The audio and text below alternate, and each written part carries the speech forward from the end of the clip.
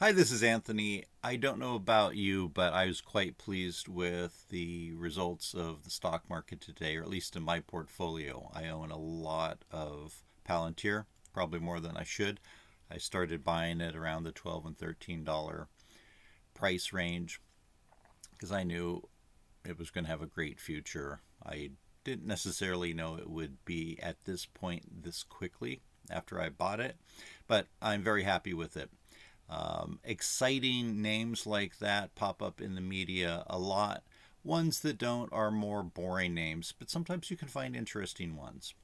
They're certainly not Palantirs, but interesting ones. So I was doing research on different stock, and over on the right hand side, there was Brown and Brown. Now, I think, like Cody Sanchez argues, that you should look for a boring job to buy and to run as a business, a boring business, not necessarily a boring job.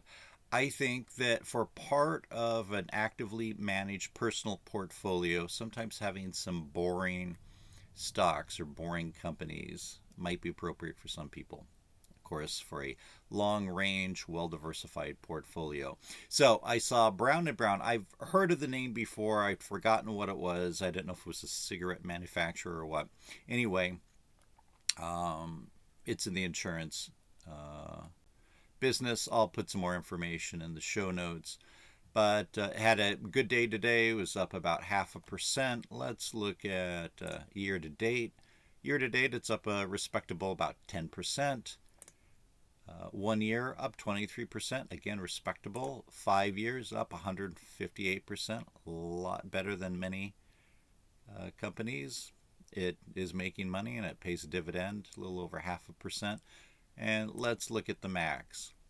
Now, no one's buying it at 18 cents in 1985 and holding on to it still. But if you did, you'd be up about 61,000%.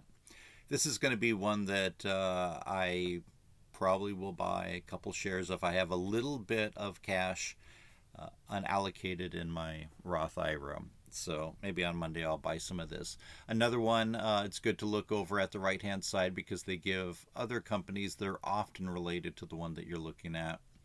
WR Berkley. Again, this is an insurance holding company. You need to be careful with insurance. I've had some pretty good success with insurance companies. Insurance companies that deal with health insurance because it's so regulated, and an announcement from a president or a person in Congress can really affect what goes on in the health insurance realm.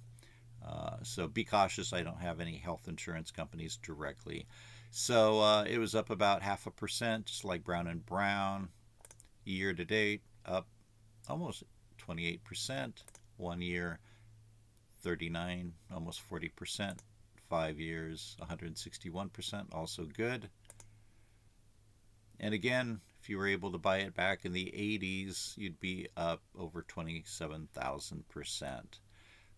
It is making money and it pays a small dividend. You're not buying this to get rich on the dividends, but through appreciation.